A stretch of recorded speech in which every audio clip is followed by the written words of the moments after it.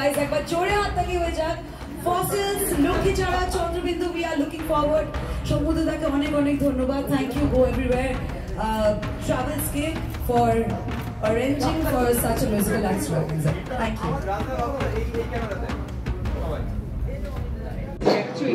কারণ সবার সেই নস্টালজিয়াটা আবারও ব্যাক করছে, কিন্তু সেই মুহূর্তে তোমাদেরও তো সেই জায়গাটা আমি নস্টালজিয়া বিশ্বাস করি না, কোনোদিনই বিশ্বাস করিনি আজ অব্দি। আমি যখন মিউজিক করি সেই বর্তমান সময়ের জন্যই মিউজিক করি। আমি চাই আজকের অডিয়েন্স আজকের প্রয়োজনে আমাদের কাছে আসবে, কারণ আমরা আজকের গান গাই। আমরা সবসময় বর্তমানের গান গাই, অতীতের গান গাই না, অন্তত আমি গাই না।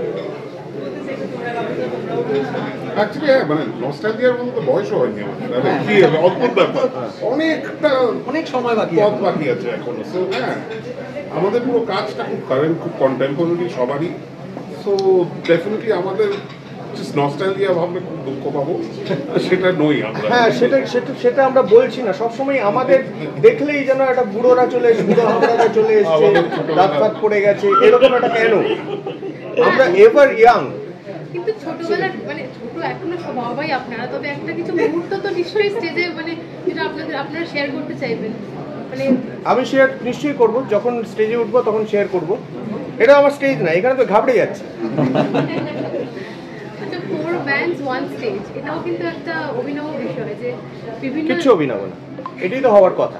এটা উডস্টকেও এরকমই ছিল, একদম। এটা কোনো অভিনব ব্যাপার না, এটাই হওয়ার কথা অ্যাকচুয়ালি।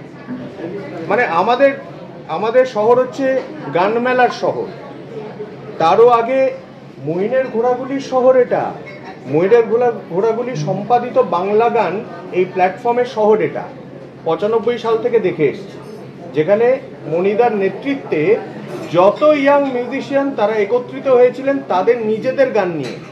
সবার গান কিন্তু মইনের ঘোড়াগুলির গান নয়, এগুলো সব কোম্পানির ভুল ইয়েতে, ভুল প্যাকেজিংয়ে সব ছাপা পড়ে গেছে। কিন্তু তা কিন্তু নয়, উদ্দেশ্য তা ছিল না। কারণ তারা যা বই, তারা শুধু গান নয়, তারা বইও তৈরি করতেন, এবং সেই বইতে প্রত্যেকের পরিচয়, কার কোনটা গান, সব লেখা থাকতো। মনিদা যেটা চাইতেন তাকে আমি রাজা বলে মনে করি আমাদের, এবং তিনি সত্যিই আমাদের রাজা। তিনি চাইতেন সমস্ত ইয়াং মিউজিশিয়ানরা একসঙ্গে আসুক, তারা নিজেদের গান গাক, এবং আমাকেও তিনি স্নেহ ভরে গাইতে বলতেন। ওখানে বসেই গাও, মনে আছে?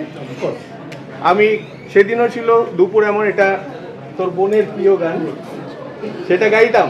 তো এই যে গান, এই যে গাইছি না, এখানে আমার তোমার এই ব্যাপারটা না, সব গানই হচ্ছে আমাদের গান। সো আমাদের গানের এই কালচারটা, এটাই সঠিক কালচার, এবং এটা একটা অভূতপূর্ব জিনিস নয়, এটাই ট্র্যাডিশন, এটা আবহমান। এই সময় দাঁড়িয়ে কিন্তু নতুন ব্যান্ড ফরমেশনে অনেকেই ভয় পায়। তো আপনাদের সময় এই যে সাহসটা কি করে আপনারা জুগিয়েছেন, এবং কি আপনাদের মাত্রা কি ছিল? অ্যাকচুয়ালি এখন ভয় পায় কথাটা ঠিক নয়। অনেকেই গান করে, তারা কিন্তু জাস্ট নিজেদের প্যাশন থেকে গান করে যাচ্ছে। ব্যাপারটা হচ্ছে এখন একটু গান খুঁজে নিতে হয়। একটা পয়েন্ট অফ টাইম ছিল যে গান পৌঁছে যেত, এখন একটু গান যদি সবাই খোঁজে, দেখবে প্রচুর নতুন ব্যান্ড অনেক রকমের কাজ করছে। রূপম একসময় বছরের পর বছর বাংলা রক ম্যাগাজিন করেছে, ওর বইমেলার স্টলে প্রচুর নতুন ব্যান্ডরা এসে গান করতো। এক্স্যাক্টলি, রেডিও বাংলা রক ছিল, অনেকে কাজ করছে। কোভিডের সময় না আমরা একটু দলফলগুলো ভেঙে গেল, এবং প্রত্যেকেই কাজে, অন্যান্য কাজে ব্যস্ত হয়ে পড়লো, কিন্তু আমরা আবার করবার আশা রাখি, এবং আমি আই এম শিওর যে আমরা সবাই একসঙ্গেই মিলে করব। হ্যাঁ, আমি তো সেটাই চাই। তুই তো করছিস, ছোট কনসার্টস করছি এরকম নতুনদের নিয়ে, নতুন ব্যান্ডসদের নিয়ে, তো নতুন বাংলা গান যারা করছে। তো কাজ কিন্তু অনেক হচ্ছে, চারিদিকে হচ্ছে, আপনারা একটু খুঁজে নিন। প্রচুর ব্যান্ড যারা নিজেদের নতুন গান নিয়ে আসছে, মানে প্রচুর ভ্যারাইটি, জাস্ট একটু খুঁজে নিতে হবে, যেটা গাবু বললো, রূপম বললো, এবং খুঁজে নিন এবং তাদেরকেও একটু মানুষের মধ্যে ছড়িয়ে দিন, এটা খুব দরকার।